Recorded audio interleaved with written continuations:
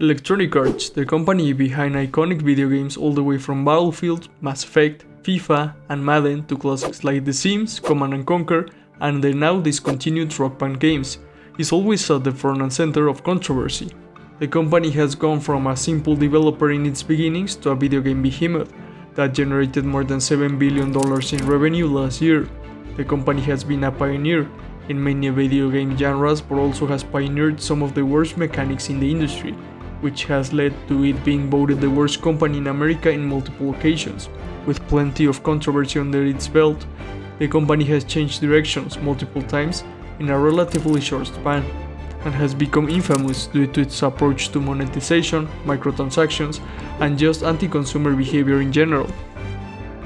The company finds itself currently at a pivotal moment as the entire industry shifts towards different business mechanics, with the traditional development of a game with its upfront cost and risk becoming a relic of the past, and most developers moving to a gaming as a service business model, where games are developed with the hope of lasting multiple years, giving developers chance to monetize through extra content, be it expansions, cosmetics, or battle passes, incurring significantly less cost than outright working on a sequel or a new project.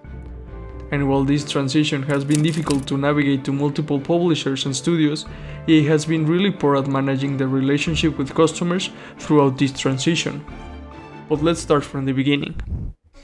Electronic Arts was founded in May 1982 by Trip Hawkins, an ambitious entrepreneur with a keen interest in video games and technology.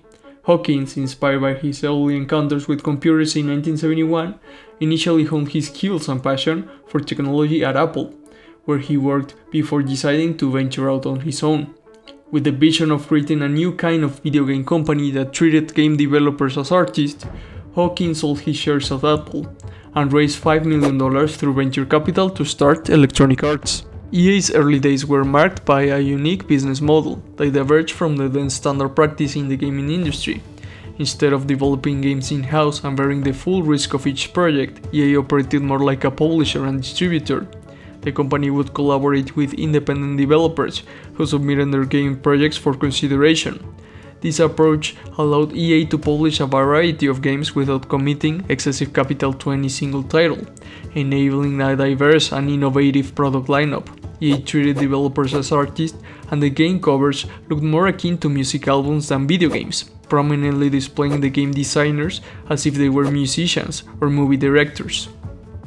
One of the most significant early successes for EA came with the launch of sports games, a genre that would become synonymous with the EA brand.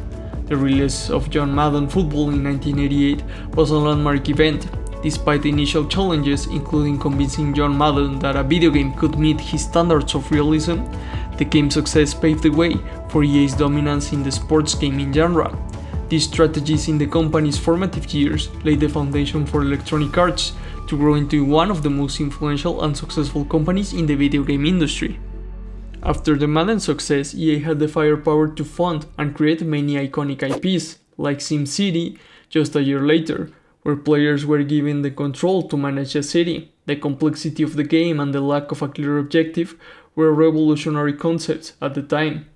EA would keep launching hit after hit during this era, with the first Need for Speed being launched in 1994. By the end of the 2000s, EA had a plethora of successful IPs, with games like Need for Speed Most Wanted selling 16 million units in 2009, which remains one of the most beloved entries in the series to this day. The game introduced an open-world environment, which was novel for racing games at the time, or Battlefield Bad Company 2, which managed to sell 5 million units with a fascinating campaign and an addictive and complex multiplayer. The game displayed the best the first-person shooter genre had to offer. Or The Sims 2, which delivered an immersive gameplay with lots of customization and constant upgrades, which led it to sell more than 13 million units across all its releases and expansions. It is safe to say that despite some hiccups, the 2000s were a pretty good time for EA, but maybe even more important, it is in this decade that Ultimate Team is introduced. In the FIFA 08 release, a new game mode was included. The FIFA Ultimate Team introduced into the series a game mode where players could manage their own football club, acquiring players, creating strategies, and seeing how those teams performed. The way to manage the team was through player cards, which were obtained through in-game purchases and opening packs, paving the way for the modern loot box mechanics. Since then, FIFA Ultimate Team has become a significant source of revenue for EA, as it provides the company with a stable source of income, with no significant incremental cost of development. It was also in the 2000s when EA started to acquire larger and larger studios, including Pandemic and BioWare, which eventually would plant the seed of problems in the future, though we will leave those problems for a further section down the video. By 2010, the company was cashing in around $3.5 billion in revenue for the year, but the company was going to continue this growth trajectory and reach $5.5 billion in sales by 2020. On this decade, EA continued to leverage its top IPs with successful expansion of the FIFA user base and massive hits with Battlefield 3, which sold over 80 million copies worldwide. Battlefield 3 and 4 were critically acclaimed and would stand in stark contrast to later games. The Sims 3, launched in mid-2009, would also sell a lot during this decade, managing to achieve a staggering 7 million units sold. During this decade, EA also engaged in very active and aggressive M&A, and would acquire the reputation of destroying studios. EA made several acquisitions to bolster its portfolio and expand into new gaming genres. Notable acquisitions included the purchase of PopCap Games in 2011, known for casual games like Plants vs Zombies, and Respawn Entertainment in 2017, the studio behind the Titanfall series and later Apex Legends. These acquisitions allowed EA to diversify its gaming portfolio and strengthen its position in both the casual and core gaming markets.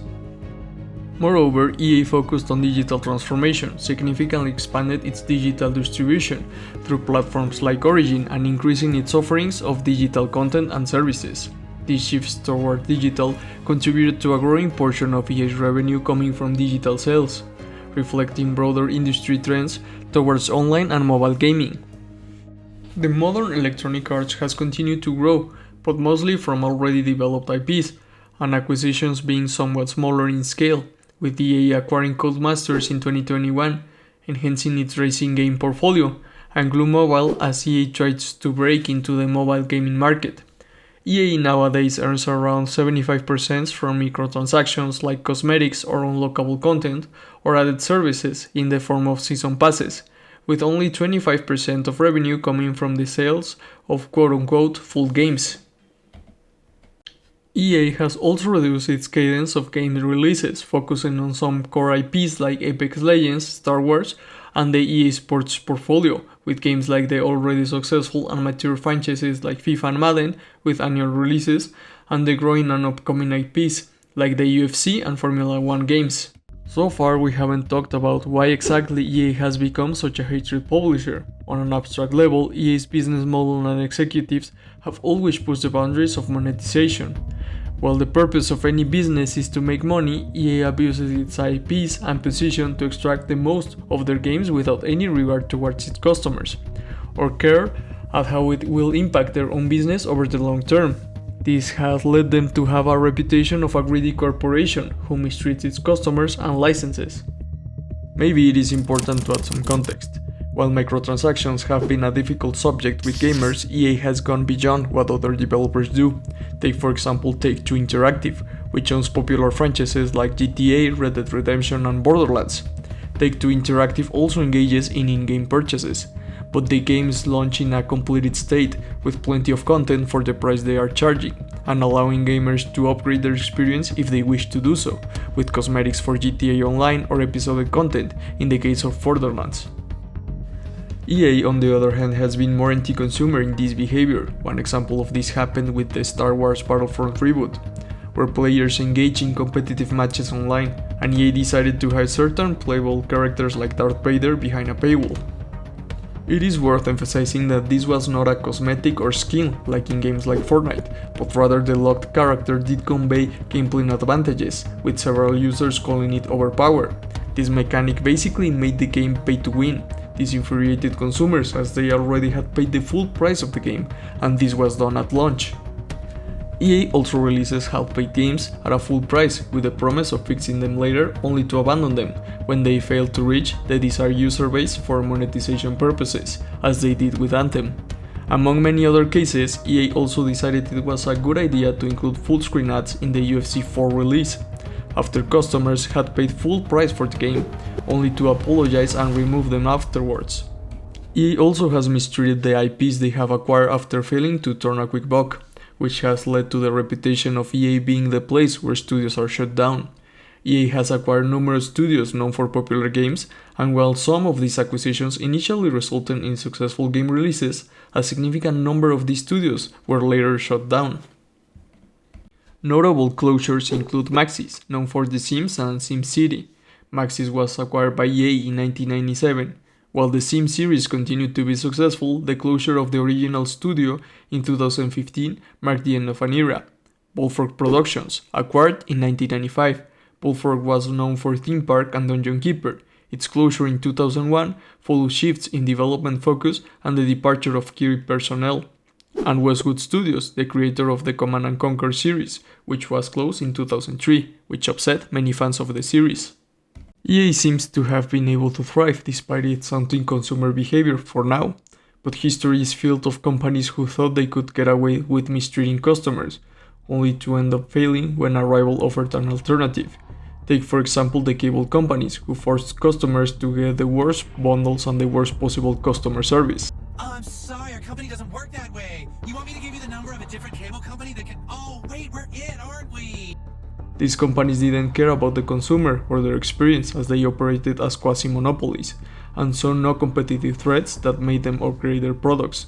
Until streaming came along, and all these companies saw their revenues fall flat in an instant, leading to bankruptcies and their valuations evaporated. Or traditional banks that were criticized for high fees, abusive structures, and poor customer service, until the advent of fintech companies made their offerings obsolete and forced them to play catch-up with the newcomers. The truth is that mistreating your customer rarely works on the long term, and EA will have to eventually improve how it manages the interests of the different stakeholders in the company if it wants to continue to thrive. Recently, releases of successful franchises have fallen flat. The new SimCity was unanimously hated by both fans of the series and critics. Battlefield 2042, the latest release of a beloved franchise, was also launched full of bugs, and sold so bad EA isn't even sharing the number. The theme across these failures is the same: launching half-baked games, switching core gameplay mechanics to fit microtransactions, and trying to get a quick buck of beloved franchises without putting the time and effort to replicate the successes of the past. EA has been able to brush off these blunders due to the success of FIFA, Madden, and Apex, for the most part, but with large expectations of investors in terms of growth, EA will eventually have to figure out how to balance the interest of customers and investors, as the current path seems increasingly unsustainable.